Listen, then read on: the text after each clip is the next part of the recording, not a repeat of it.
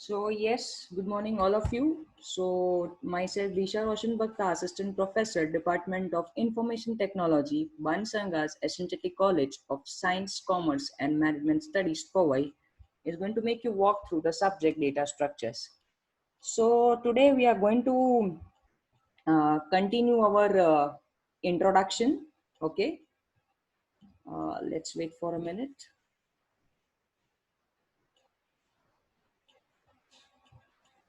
Yes. So today we are going to continue with the introductory part. So if we just give a quick recall to what we did into our previous lectures, okay, um, maybe so we understood what is data and information, okay. We also understood what are the basic differences between data and information. Then we moved on to something which is known as data types. And in that data types, I think we saw about what is primitive data type and what is abstract data type. Okay, and then finally we moved on to data structures. And in data structures we saw that there are three types of data structures, that is linear, non-linear, then static, dynamic, and then homogeneous and non-homogeneous. Okay, so we are going to continue from that. Fine, let's go ahead. Okay, so in today's session, we are going to cover is data structures versus file organization. Okay, so we have already seen what is data structures, but today we are also going to see one more concept which is almost similar to data structures, and that is file organization. And then we are going to start focusing on data structures. Again, we'll see operations on data structures. And then very, very important, we are going to have an introduction to algorithm. Fine, let's go ahead. So data structures, we have already seen this concept. Okay, let's again do a revision of it. So data structures, it is a way of storing data in computer's memory so that it can be used efficiently. Data structure is a logical model for organizing the data. And if I design my data structure properly, then I'm going to perform various operations onto that data efficiently, using less time, less memory, and also less resources. Here, when I say less resources, which means I want to say I'm going to use, less processing power or something like that. Okay, so that's what about data structures. So now, what is something else like data structure which is already in existence? Okay, maybe this is something which we are already aware of. Okay, so let's say if I don't know data structures and if I still want to organize my data, what I use. Okay, let's say I have so much and so much of data available to me. Okay, and let's say I want to organize my data, right? So what should I use? Okay, so basically, at that time I start using files. Okay, we are already aware of what is files. Okay, so file is something which can put our data together. Also, those files we can put it into some folders or maybe directories, and it can grow like this. Okay, so file organization is something which is already in existence historically since a long time for proper data management. Okay, so what is file organization? We know what is file. File is a collection of records related to each other. The file size is limited by the size of memory and the storage medium, which means over here, what we want to say is that if I have a memory of, let's say, 1 GB, then whatever files I'm going to store inside it, okay, that has to be restricted into 1 GB. So let's say you have an external, storage device like pen drive or something like that, okay, and let's say the pen drive is of 2 GB. So you are already aware of that whatever files are going to go inside this device are going to be maximum of a size 2 GB. Now, file ensures that the records are available for processing. Okay, which means whenever I need certain data from the file, okay, I can easily open the file and I can easily get that data. I can maybe copy that data somewhere else, or I can pass that data somewhere else, or I can process that data. I can change the data according to the requirement. So when I'm going to use files, okay, all these things I am able to do. Now, what are the file organizing techniques? Okay, so there are certain different techniques by which, basically you can start accessing these files. Okay, and these techniques are sequential file access, direct file access, and index sequential access. Okay, so we'll go through the difference of all three of them. But again, I want to tell you that what is file organization? It is nothing but the way in which we are going to store the files, and inside files we are going to store our data or maybe store our records. And we can easily access these records whenever we need, and we can easily process also them as per our requirement. Okay, so now the first type, okay, sequential file access. So here when we say that I am going to access my file in sequential file, it simply means that I can access my files, one after the another. Maybe first the first file, then the second file, then the third file, then the fourth file, then the next file. Okay, now I would like to give you here an example of sequential access file. So of course, these days are are of YouTube and everything, or maybe songs and everything, we can simply, we just get it. Okay, but if you talk about years back, okay, we were having cassettes, okay, or what we call it as magnetic tapes. Okay, and let's say a cassette or a magnetic tape was having, let's say, 10 songs. Okay, then you have to go them one by one. You can access them one by one, as in, let's say, you can access first the first song, then you go to the next one, then you go to next one, then you go to the next one, and then you go to the next one. So it is something like that, and that kind of file organization. Okay, so those are also files. Okay, those are nothing but we can say audio files.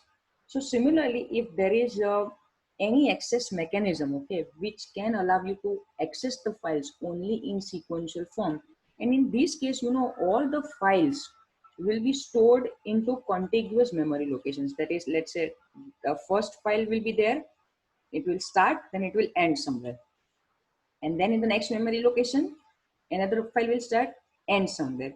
So it will be like that. Fine. So it is something wherein you can have the file access one after the another. Now, what is direct access file? Okay, so over here we can access the files in random way.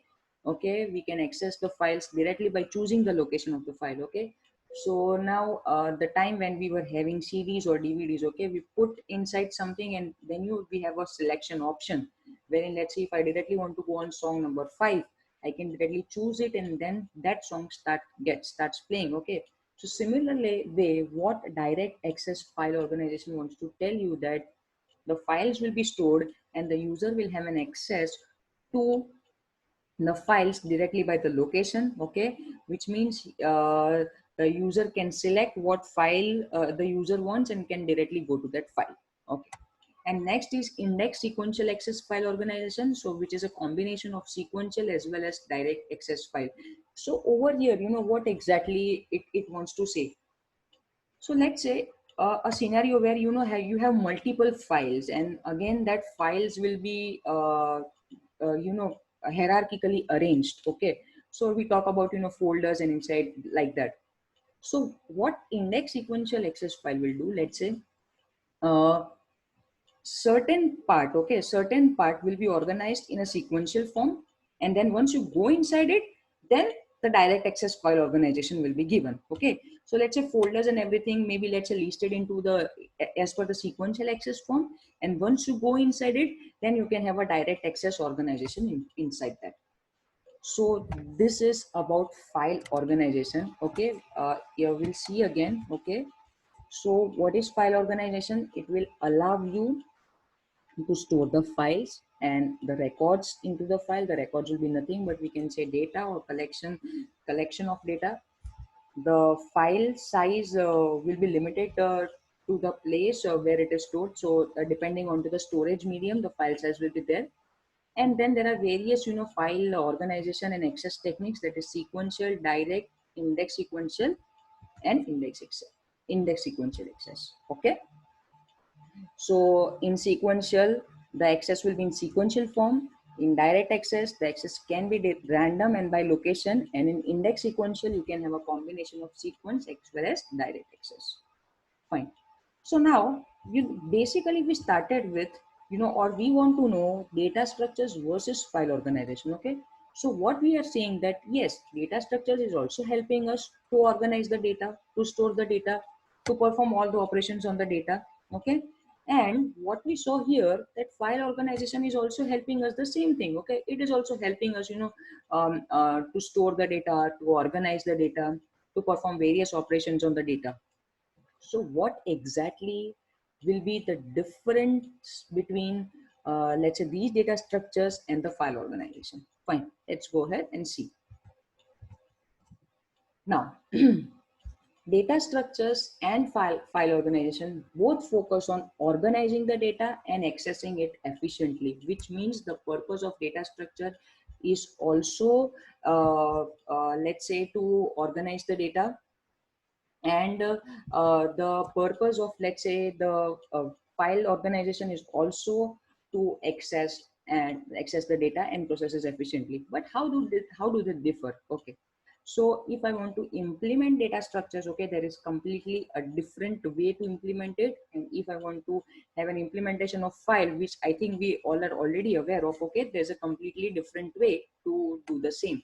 Okay, then the next approach in which they differ is the access methods. Okay, so file organization access methods, I think we have already seen that I can either have an sequential or direct or index. Okay, but the access methods of data structure will be completely different, and they will also depend on what kind of data structure it is. Okay, and the last point, I have highlighted it because it is the most important point.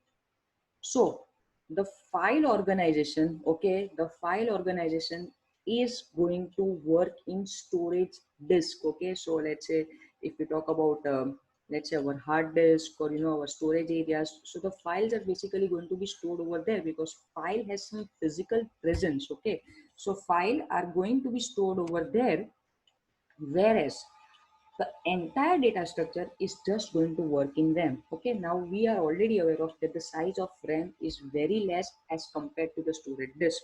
Okay, RAM is always less as compared to the storage disk. And why data structure is very important? See, file organization is something, it is easy, anybody can understand it, anybody can go ahead with it. Okay, to make a file, to create a file, to create hierarchies of file, it is not a big or challenging task. Yes, but that's not the same case with data structures. Okay, because these data structures are going to be created into RAM, wherein you have a very limited space, and then you are going to talk about how chunk of data or how huge amount of data you are going to put it into the RAM, and then you are going to process it. Okay, now over here, one more thing which we should understand it, because data structures are working into RAM. Okay, and we know that anything which is there in RAM, it's never ever going to be permanent. Okay, so as compared to file is going to be something which is going to be permanent until and unless, of course, the user wants it. Okay, if the user wants to delete it, that is altogether a different story. But data structures are in RAM, so we are very sure of that they would be there for a limited amount of time. And yes, they are not going to be there, once that program is terminated, or once that application is terminated, or maybe once your machine is closed or something like that. So data structures are going to be temporarily, but still I'll tell you they play an immense and a very, very, very important role in any kind of application development. And that's why, understanding data structures is also very, very, very, very important. Okay, I'll again emphasize on the last point that data structures are going to work in RAM, whereas the file are going to work in the storage disk. Okay, fine. Going forward, we will talk more about data structures. Okay, so here I think you are clear that something like data structures is already there, that is file, but yes, it work into the storage disk. And the way of working data structures and file are completely different, but yes, the focus of both of them is how they can, organize the data, or how they can process the data. Fine. So that was about data structures versus file organization. we'll go again, okay, with the points that we have done. So we started with data structures, okay. It is nothing but a way in which we can store the data into the computer's memory, okay. And then if I'm going to design my data structure well and appropriately, then I'm going to perform the operations on it in less time, less memory, and little resource. File organization, on the other hand, also allows me to store the records, and there are different techniques which are available with the file organization, that is sequential, direct, and index sequential. Data structures and file organization both want to focus on organizing the data, but they have completely different way of working. And most importantly, data structures are going to work in RAM, and file organization is going to work in storage disk. Okay, again, going forward, we are going to have an emphasis more on data structures.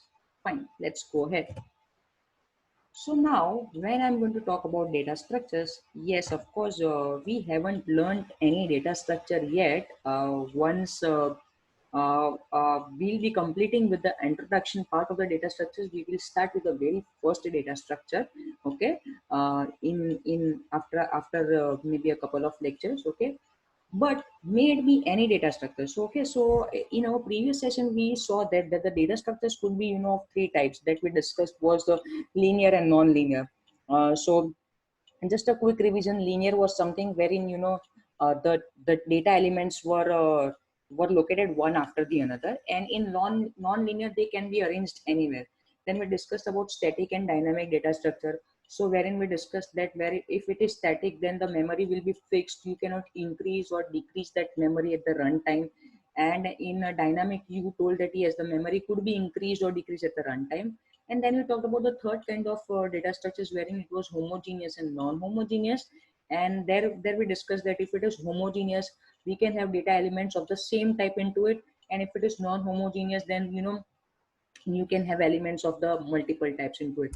Now, no matter if your data structure, is static, dynamic, linear, non-linear, homogeneous, non-homogeneous, these are the operations which are going to be performed on any data structure, or maybe on all the data structures. So these are the basic operations, okay, whenever I create a data structure. So now, with this, I want to make you again recall with one of the point. Okay, so yes, previous lecture we also saw what is abstract data types, and in that definition we saw that abstract data types are not just simply data types, they also have operations with them. So whenever I'm going to create a data structure, it is going to behave like an abstract data type, which means it will have data and also all the associated operations onto the data, right? So any data structure is going to be consisting or comprising of two things, which is the data and the operations which can be performed onto that data. Okay, and that's why all the data structures behave like abstract data types. Fine. So let's go ahead. Okay, now, the data stored in the data structures can be processed by using various operations. So if I want to, process my data, I have to use various operations. What are these operations? So these operations, are categorized into two basic kinds, basic and advanced. When I say basic, okay, it means insertion, deletion, traversal, and searching. And when I say advanced, it basically wants to say, merging, splitting, copying, and sorting. Okay, so we'll understand and discuss these operations one by one. Now, insertion. So given a data structure, if I want to add a new element into my data structure, maybe a new data element into my data structure, I will call that operation as insertion. Okay, given a data structure, if I want to remove an element from the data structure, I will call that operation as deletion. Now, in a data structure, let's say a data structure is comprising of 20 elements, and if I'm accessing one element exactly once, okay, so let's say the data structure is having, let's say, 20 data elements, and then I start with the first element, then I go to the second, then we go to the third, then we go to the fourth, fifth, sixth, till 20. Okay, so one by one, exactly once, when we start accessing these elements, we call these processes traversal. And then the next is searching, of course, very, very, very important. Okay, So given a data structure, if I want to find an element into the data structure and its desired position, so let's say given a data structure of 20 elements, I want that I want to find that we want to find whether this element is there or not. Okay. And if it is there, at which position it is. At times it may happen that some element will be repeated twice or thrice. Okay. So at times you want that when these element is repeated second time, or when the same element is repeated third time. So searching will help you to find out whether the element is there or not. Also, what is the position of the element into the data structure.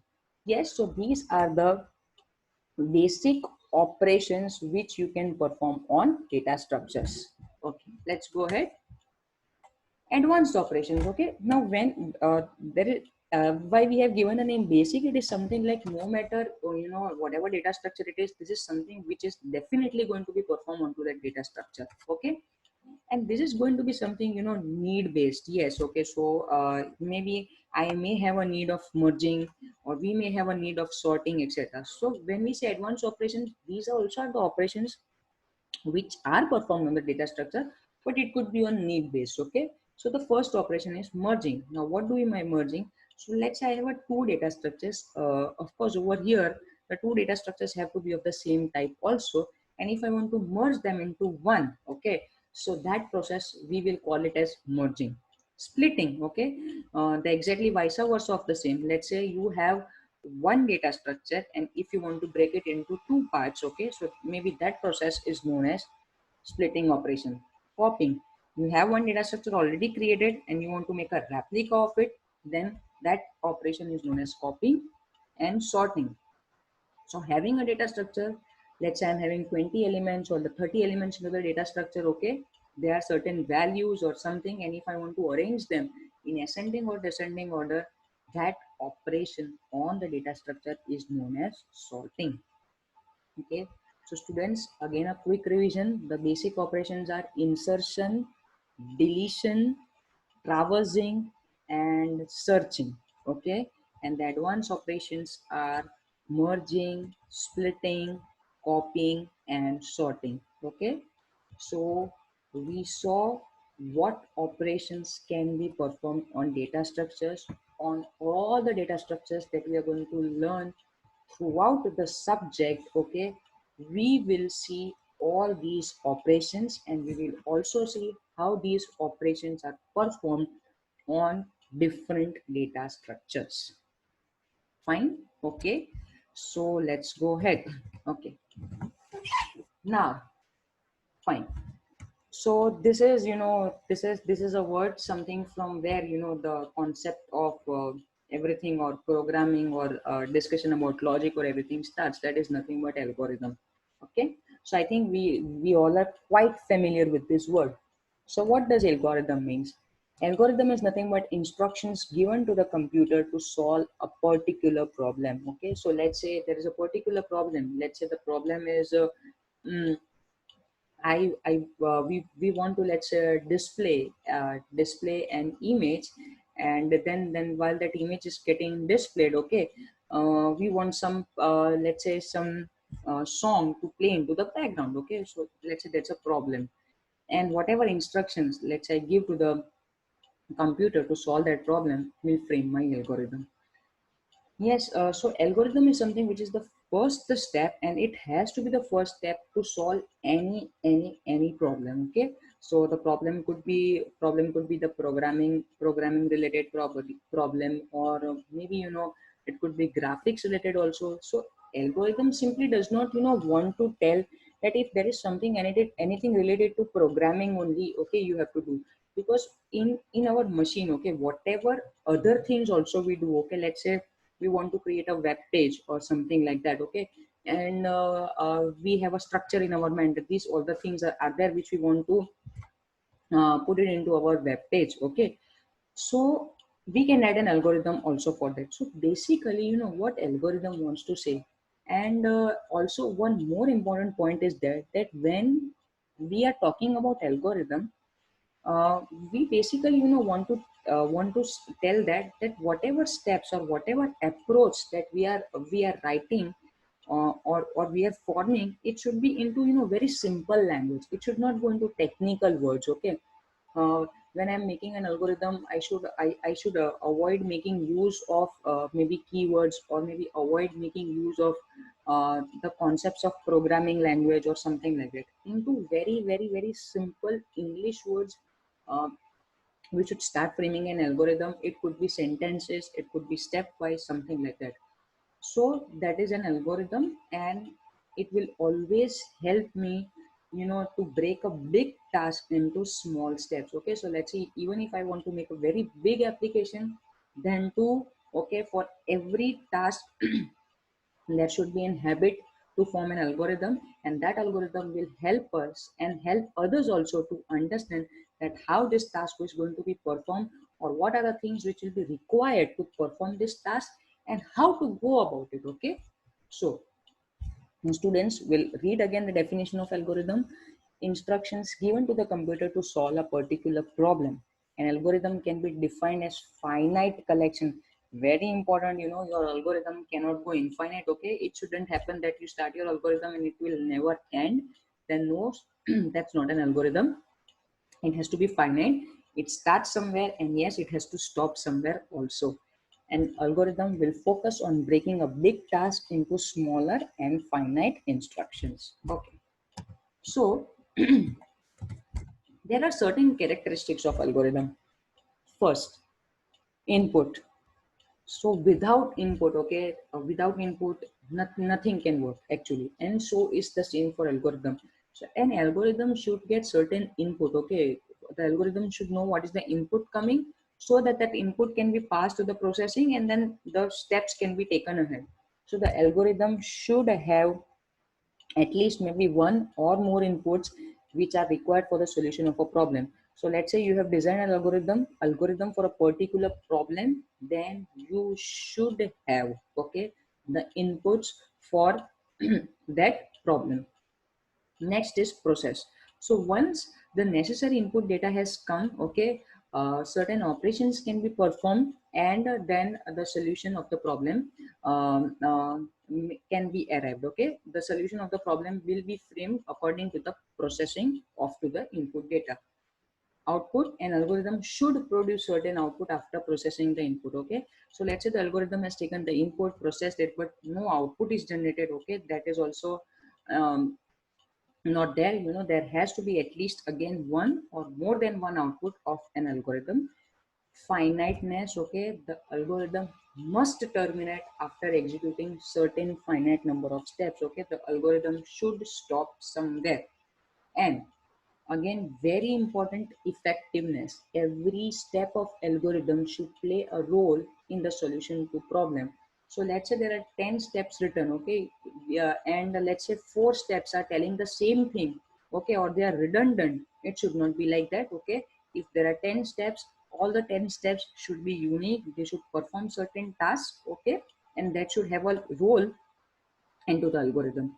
Also, it has to be unambiguous. Unambiguous, which means you write a line into an algorithm which can have 2 to 3 meanings. That should not be the case. Okay, it has to be very, very, very clear. Okay, the steps in the algorithm has to be very, very, very clear and feasible. Feasible, which means you are writing something.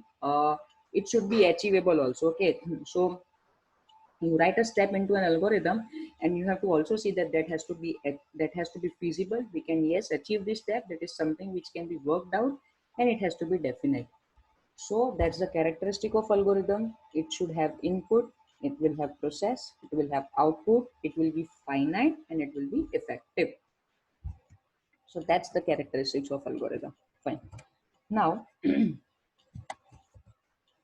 let's go to the simplest algorithm. Okay, and I think we all are aware of it, but this is this is over here. I just wanted to mention you that this is something, our approach. This is one of my approach. You can have a different approach also.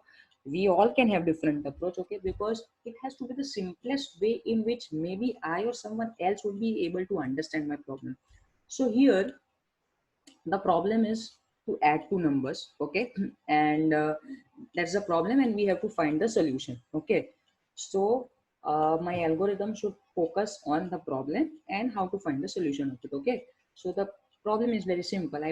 We want to add two numbers. Okay, so now this is how the algorithm looks like. Okay, now one thing is there that before the algorithm starts, there is something which we call it as a start step. Okay, start step, which means here the algorithm has started, and once the algorithm ends, okay, we call it as end step, where our algorithm has end. Okay, so before starting step one, I will say, or we will say, start algorithm start. Okay, step algorithm start.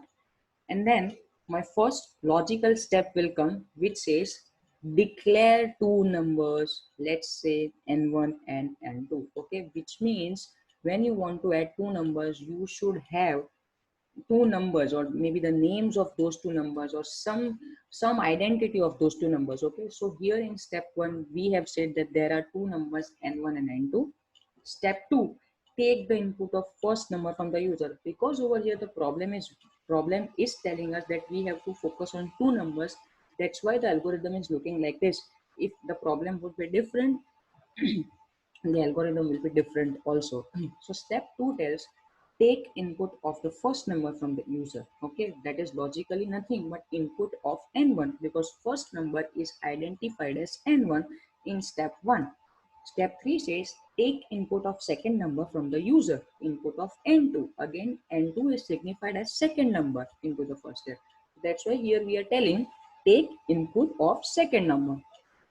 And next step is do the addition operation onto the numbers. Okay, which means here we are trying to see most of the things I have written into some form of sentences. Okay, so let's say even if technically we are not aware of what exactly has to be done, okay, we have simply written do the addition, which means addition operation, let's say, needs to be performed. And next is display the result to the user. Okay, and what will be the result? The result will be addition of n1 and n2. Okay, so step 4 says do the addition operation, and step 5 says display the result, and the result will be nothing but the addition of n1 and n2.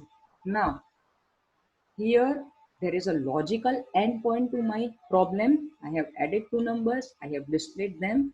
Now in this case my algorithm should terminate. Okay, so my last step would be step terminate or step end. So this is how an algorithm should look like. Again students, there is no fixed way to write an algorithm. You can have n number of approaches to write the algorithm, but the only thing is that it has to be as simple as it could be. It should make use of less technical things, and it should have an input, it should have a process, it should have output, it should be finite, and it has to be effective also. Fine.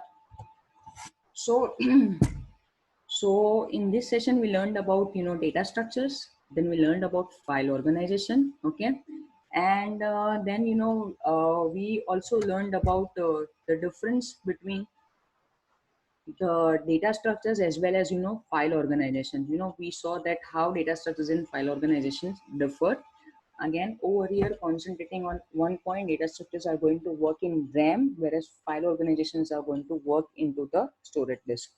Okay, I think we saw one more important thing, that is operations on data structures. Okay, so we saw that there are operations that that we can perform.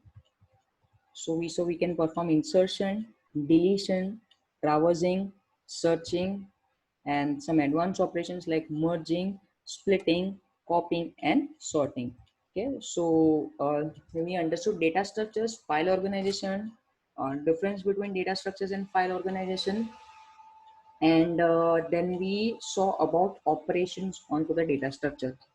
Then we started with what is an algorithm, okay, and what are the characteristics of algorithm. So the characteristics of algorithm are, we say, input, process, output, finiteness, and effectiveness. And finally, we ended up with taking an example of an algorithm. Okay. So students, thank you. Okay, that's what for that today. Okay.